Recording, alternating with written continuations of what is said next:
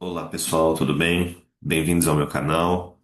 Agradeço muito a audiência de vocês.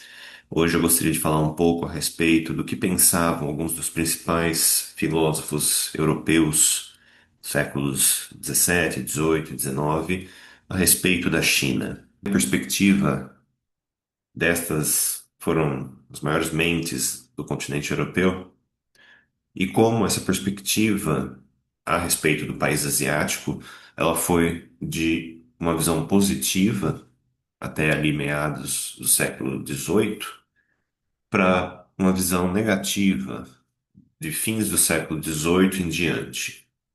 A gente aqui segue a definição dada pelo René Etienne no seu livro, né, no segundo tomo do seu livro A Europa Chinesa, mostrando que a Europa transitou de um período, portanto, positivo, né, da sinofilia, para um período negativo, né, uma visão negativa sobre a China, ou um período marcado pela sinofobia, né?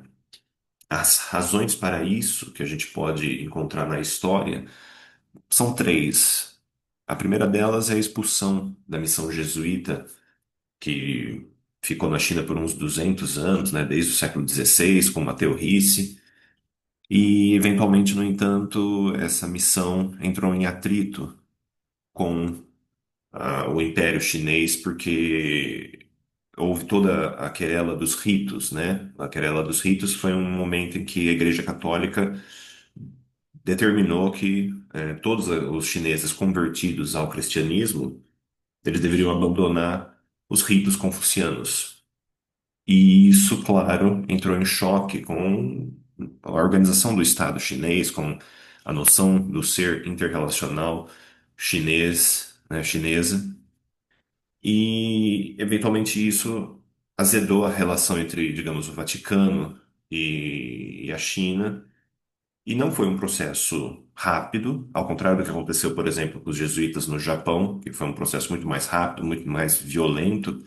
Na China, ele levou décadas, né? Foi uma, digamos, uma degradação progressiva que eventualmente culminou nessa expulsão e no fechamento da China para o mundo ocidental, mas a imagem que ficou disso foi, portanto, uma imagem negativa, né?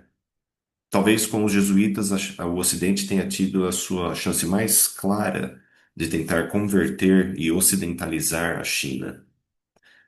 A China, até em determinado momento, né, nos, digamos, primórdios dessa relação com jesuítas, que eram os jesuítas mais intelectualmente preparados para lidar com a China, né, falavam chinês, eram cientistas, então eles traziam o atrativo da ciência europeia, da matemática, conquistaram cargos de respeito na hierarquia do Estado.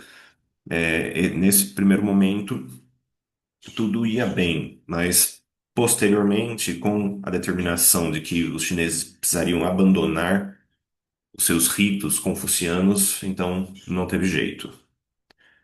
Em segundo lugar, a gente fala da sistematização do ensino da filosofia na Europa, né? E do que se considerava, do que se passou a considerar como filosófico. Então, a gente tem uma sistematização desse ensino e uma gradual remoção de tudo aquilo que não é cristão, tudo aquilo que não era feito na Europa do mundo da filosofia, né? Então, por exemplo, o que era considerado como filosofia chinesa pelos filósofos do momento da sinofilia já não é mais considerado como filosofia para os filósofos sinófobos. E em terceiro lugar, nós temos o próprio colonialismo europeu. Nós estamos num momento ali em que a Europa, passou pelas suas duas revoluções, né? A Revolução Francesa, a Revolução Industrial antes dela, e eventualmente, claro, nós temos esse projeto de expansão do poderio europeu que não vai aceitar que outros povos estejam no mesmo nível intelectual que o deles, né? A narrativa, né? A narrativa não pode aceitar que o colonizador e o colonizado estejam no mesmo nível intelectual, que tenham produzido filosofia de igual qualidade. Então você precisa tirar tudo aquilo que não é europeu do patamar da filosofia enfim, privilegiar apenas o que foi feito na Europa. Então, nós temos, portanto, esses três motivos que explicam, né, a transição da sinofilia para a sinofobia e também explicam como apenas a filosofia feita na Europa foi considerada filosofia, e todo o resto, todo canto do mundo foi removido do patamar da filosofia, né? Isso importa por quê? Porque justamente foi nesse momento, no momento da sinofobia, que nós temos a primeira tentativa, né, digamos, o começo dos estudos mais sistematizados sobre China. Então, nós temos uma matéria que vai ser fundada, principalmente nas universidades na França, na Alemanha, que é a sinologia. Então, nesse momento, nós temos visões sendo construídas sobre a China com um verniz científico, mas que estão carregadas de uma carga negativa, né? E essa visão construída a partir desses filósofos sinófagos, ela, embora tenha já há muito, é, várias dessas visões já se provaram equivocadas, preconceituosas, mas elas ainda hoje exercem uma influência, né? Porque construíram uma noção de uma alteridade radical em relação aos chineses que é muito difícil de ser superada, mesmo hoje, né? Ainda hoje nós vemos, digamos assim, narrativas sinofóbicas recicladas para o mundo atual, né? Então, por isso que nós precisamos entender esse começo, essas visões desses filósofos europeus a respeito da China, para que a gente depois faça entenda o progresso do campo da sinologia, chegando até os dias de hoje, e como a sinologia vai também de uma sinologia mais colonial para uma sinologia que passa realmente a entender a China pela China e pela filosofia chinesa. Então, comecemos com o momento da sinofilia. E o primeiro, e talvez mais importante, filósofo deste período é o Leibniz, né? Filósofo e matemático alemão, Gottfried Wilhelm Leibniz. E aqui eu separei, né, para ele e para todos os outros filósofos, alguns trechos que comprovam o que a gente está tentando transmitir. Então, diz o Leibniz, a partir de certo desígnio singular do destino, considera o fato de que hoje o mais elevado do gênero humano foi cultivado e ornado, assim como reunido, nos dois extremos de nosso continente, Europa e China, pois assim pronunciam, a qual orna a margem oposta da Terra como se fosse uma Europa oriental. Assim, se somos iguais nas artes produtoras, se vencemos nas ciências contemplativas, certamente na filosofia prática, que quase envergonha reconhecer, somos vencidos. Isso é, nos preceitos de ética e política, adaptados para a vida em si mesma e para o uso dos mortais. Esses são trechos da Novíssima Cínica. Novíssima Cínica foi uma publicação do Leibniz, reunindo tudo o que havia de mais atual na época, né, fins do século XVII. A primeira edição é de 1697, a segunda de 1699, a respeito da China, né? O Leibniz, como a gente pode ver, né, recomendo fortemente esse livro, né, Os Escritos de Leibniz sobre a China, da editora Fi.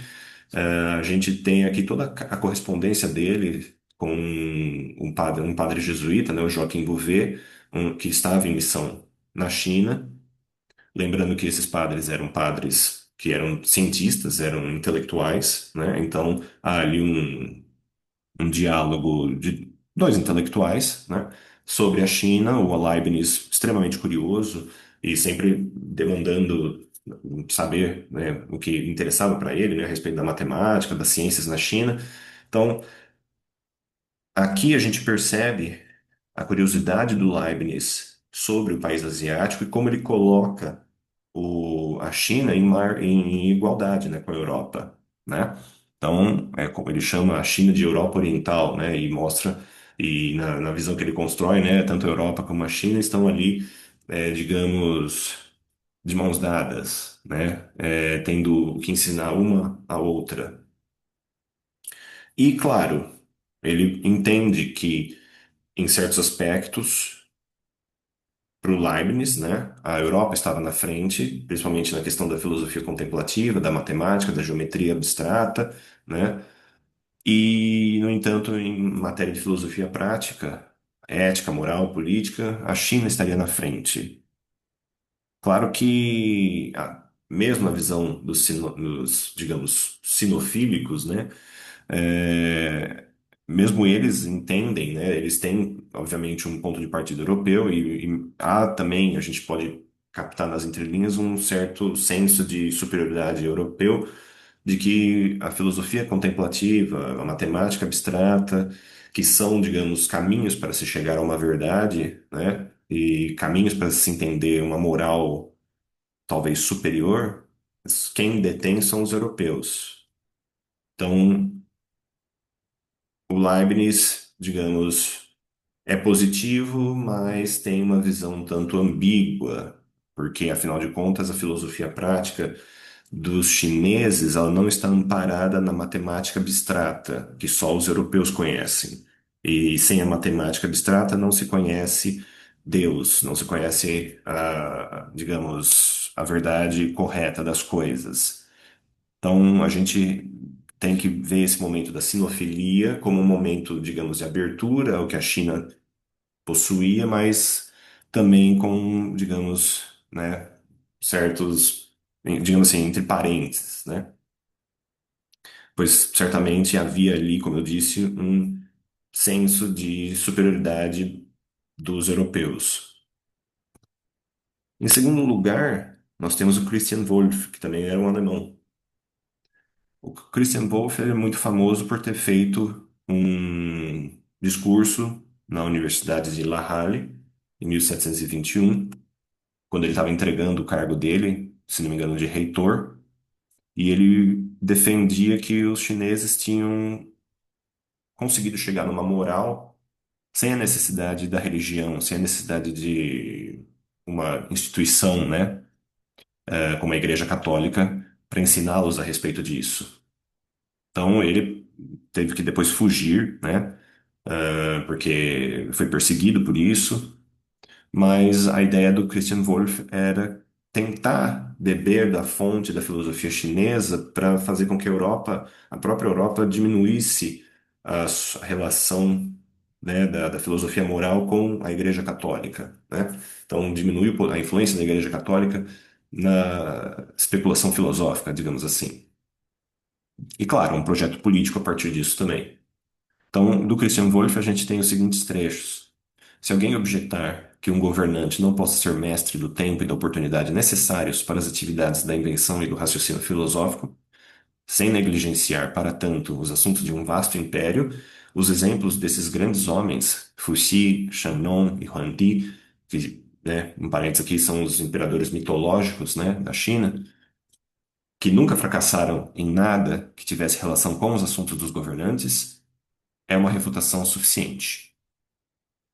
Os chineses compreendiam a utilidade, ou melhor, a necessidade indispensável da filosofia para o bom governo, jamais falhando em usar isso a contento. E por fim, Confúcio, o grande filósofo chinês, desprezando honras e riquezas, abandonou a corte, não desejando mais continuar em um lugar onde a paixão e não a verdade havia se tornado a regra. Então aqui a gente vê questões interessantes, né? Como, por exemplo, ele chamando a filosofia chinesa de filosofia, né? Num momento em que aquilo que os chineses produziam de saber era considerado filosofia. E associando Confúcio, né, como alguns associam mesmo hoje, né, como se fosse uma espécie de Sócrates chinês, né? Existe uma simplificação, né, um certo reducionismo por parte mesmo desses que têm uma visão positiva a respeito da China, mas o que ele está querendo dizer aqui é que, olha, Confúcio ele tinha um compromisso inabalável com a verdade, né, tal como um verdadeiro filósofo, né? Ou seja, quando digamos os interesses, as paixões começaram a mover os assuntos da corte onde Confúcio trabalhava, ele, né, sem pestanejar, sem hesitar, abandonou tudo aquilo para ir atrás daquilo que ele achava que era correto, que era viver pela verdade, como um verdadeiro filósofo, né?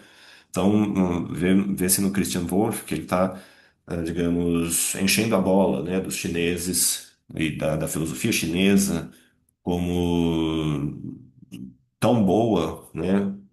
quanto que os europeus fazem. Que, portanto, a Europa pode se espelhar na China, especialmente na questão da moral, e não ser tão dependente da visão religiosa, né? Os chineses conseguem chegar numa moral sem precisar da ideia de Deus, ou da Igreja Católica, enfim, da opressão religiosa, né? A ligação entre Deus e a moral. Então, essa era a opinião do Christian Wolff. E, por último, entre os filósofos que estão no movimento da sinofilia, a gente tem o Voltaire, né? François-Marie Arouet. E ele dizia, ele desses, né, em relação aos outros dois, ele é mais um polemista do que um filósofo aqui, né? Essas citações, né? Ele está mais, digamos, polemizando em relação também à sua, por conta da sua crítica também à Igreja Católica, né? Então a gente vê aqui um elogio a Confúcio, né? Confúcio não se interessava por falsidade, ele não fingia ser um profeta, ele não afirmava ter tido uma inspiração divina, pois não era pregador de uma nova religião, ele não empregava artifícios ilusórios e não lisonjeava o imperador de sua época, visto que nem sequer o mencionava. Em seguida, o Voltaire, ele fala da questão dos jesuítas e dá razão aos chineses, né? Vejamos, os jesuítas obtiveram permissão do imperador da China, o Kanghi, que é o Kangxi, né? Que era o imperador da época, para ensinar a religião católica. Eles usaram desta permissão para convencer a pequena parcela de indivíduos sob seu controle que era obrigação deles servir nenhum outro mestre senão o vice-regente de Deus na terra, cuja residência era na Itália, às margens de um pequeno rio chamado Tibre, que qualquer outra religião ou culto era uma abominação, que seu imperador e benfeitor, o Kanxi, que nem sequer conseguia pronunciar a palavra Cristo, iria sofrer a danação eterna que o imperador Yontin, né, o Yonjan, que foi o sucessor do Kangxi, experimentaria sem piedade o mesmo destino, que todos os ancestrais receberiam uma pena semelhante e que seus descendentes também, assim como o resto do mundo. Fecha aspas.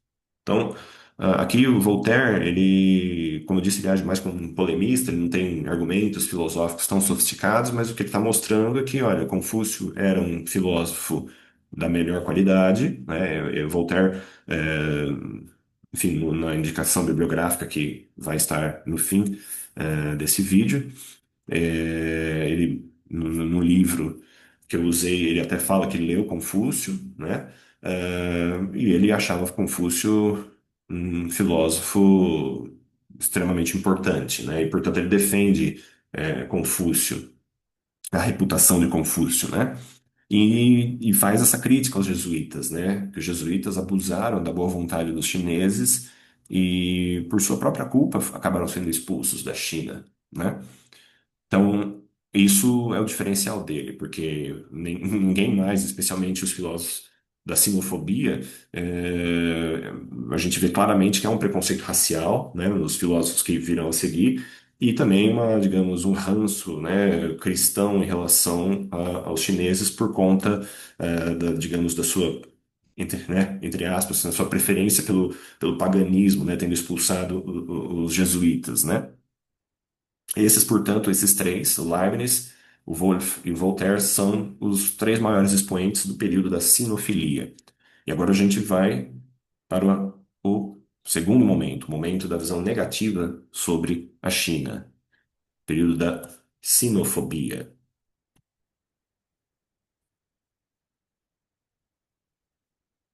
E o primeiro dos filósofos sinófobos foi o Johann Gottfried von Herder, né? Também era o alemão, aqui praticamente a exceção do Voltaire, todos são alemães, né? Para mostrar praticamente a força da sinologia alemã. Praticamente os estudos sobre a China na Europa estão ali nesse eixo, França e Alemanha, né? O Herder, ele vai falar o seguinte a respeito dos chineses. A restrição infantil da razão, dos poderes e dos sentimentos dos homens deve necessariamente exercer uma influência debilitante em toda a estrutura do Estado. Quando a educação é confinada a modos, quando as formas e costumes não apenas obrigam, mas subjugam todo o curso da vida, que massa de atividades é perdida para o público? É de se espantar que uma nação deste tipo tenha inventado tão pouco da ciência segundo padrões europeus, ou que tenha permanecido por milhares de anos no mesmo ponto. Mesmo seus livros de lei e moral continuam a dar voltas ao redor do mesmo círculo, cuidadosa e precisamente proferindo os mesmos deveres infantis de centenas de formas diferentes, com uma hipocrisia sistemática. Sua música e astronomia, poesia e táticas, pintura e arquitetura são como eram séculos atrás, prole de suas leis eternas e de suas instituições inalteravelmente infantis. O império é uma múmia embalsamada, envolta em seda e pintada com hieróglifos. Sua circulação interna é a de um arganaz e sua hibernação invernal. Fecha aspas. Esse é um trecho de um livro, de um dos livros do Herder, né, o Outlines of a Philosophy of the History of Man, né, que foi publicada no fim do século XVIII, 1784, já, portanto, depois da expulsão dos jesuítas, que se deu lá por 1760, da China, já mostrando aqui como Herder não caracteriza, né, a gente já sente isso, o que os chineses fizeram com a filosofia, né, ele está falando de uma educação que é baseada em modos, né, em costumes, né, toda a questão que depois, futuramente, por exemplo, sinólogos como o Marcel Granet fala, né, da etiqueta chinesa, né? Portanto, uma coisa voltada para um aspecto prático, né, de como saber viver, saber se conduzir em sociedade, mas que não é uma reflexão contemplativa e, portanto, não seria mais filosofia, né?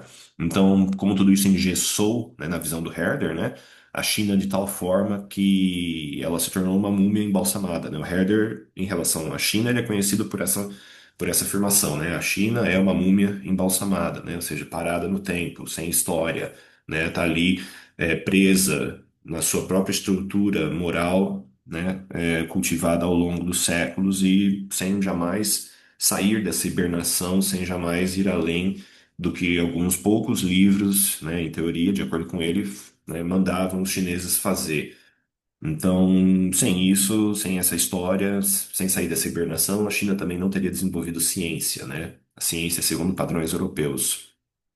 O Herder, ele basicamente, ele, né, é o primeiro dos nossos filósofos sinófagos aqui elencados e ele meio que já, né, dá uma sintetizada em tudo o que vai vir a seguir, né? Esse sentimento da China como algo inferior à Europa. Em seguida, nós temos talvez o mais famoso dentre os sinófagos, né, que foi o Hegel. E aqui o Hegel, ele vai mais ou menos pela mesma linha, né? Ainda que de forma um pouco mais sofisticada. Então, ele diz: na China, a vontade universal imediatamente comanda o que o indivíduo deve fazer, e este aceita e obedece com renúncia proporcional de sua capacidade de reflexão e de sua independência pessoal.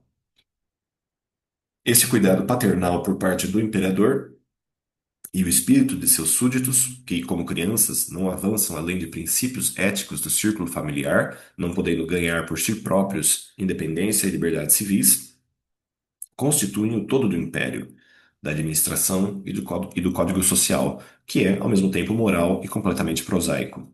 Ou seja, um produto da compreensão sem qualquer razão ou imaginação livres. E, por fim, um reino espiritual livre e ideal não possui lugar aqui. O que pode ser chamado de científico é de uma natureza meramente empírica, sendo absolutamente subserviente ao que é útil aos olhos do Estado, suas demandas e aquelas dos indivíduos. A natureza de sua língua escrita é, desde o início, um grande empecilho ao desenvolvimento das ciências. Então aqui a gente vê que, mais ou menos na linha do Herder, o Hegel também vai falar de como os chineses são infantis, né? Como eles estão praticamente ali isentos de uma opinião própria ou de uma reflexão própria. Eles se submetem de livre e espontânea vontade, né? Naturalmente, né? Quase, a uma vontade coletiva sem desenvolver um pensamento próprio, sem sair de uma infância do pensamento, sempre muito apegados a um aspecto concreto que tem também a participação da sua língua aqui, né? O Hegel inicia isso, o Granet vai usar mais para frente, né?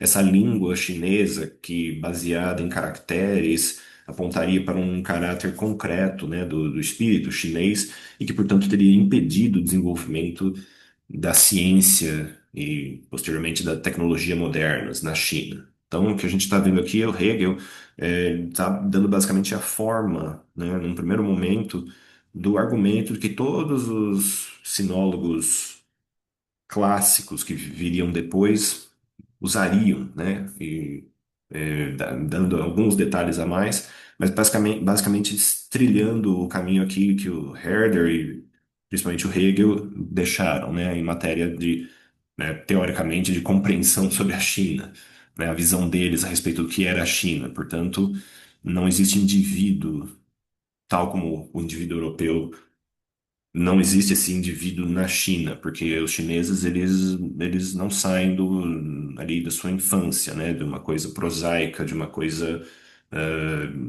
primitiva em relação à capacidade de pensar.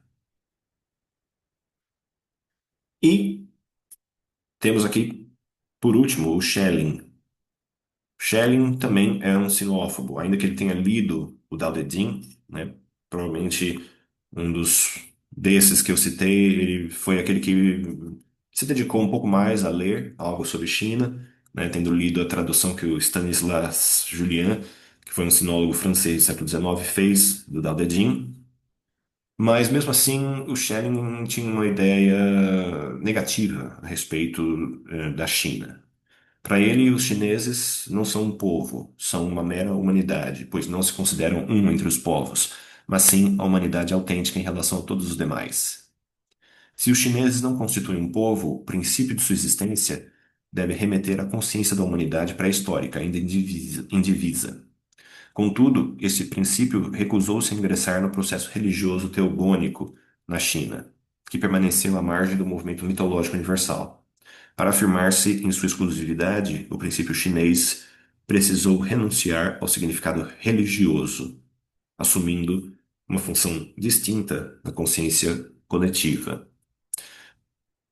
Isso são trechos, né, do Filosofia da Mitologia, que é uma obra que eu não consegui acessar. Ela, enfim, não parece estar, ainda que acho que exista cópias dela, mas muito difícil o acesso, então tive que pegar esses trechos de maneira indireta, mas o argumento do Schelling é que a China não seria um povo, e sim uma humanidade genérica, porque eles não teriam uma mitologia, né? Novamente, né? A China sempre é uma falta, ela nunca tem tudo que a Europa tem, ou seja, por ser China, ela é condenada, já que não tem aquilo que, entre aspas, seria o essencial para o seu desenvolvimento, né? Seja lá o que for.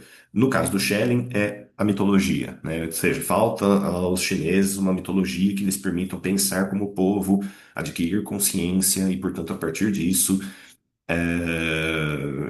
pensar, né, abstratamente, fazer ciência e tudo mais, né, todo o desenvolvimento que ele aí associa ao que foi o desenvolvimento dos europeus, portanto, os chineses não tiveram isso, então eles não têm como ter esse desenvolvimento. Ah, logicamente, ele não aparenta desconhecer a mitologia, né, de Fuxi e Niwa, né, os mesmos imperadores mitológicos que o Wolff citou, né? Aparentemente, o Schelling não conhecia essa mitologia, tanto que fez esse tipo de afirmação.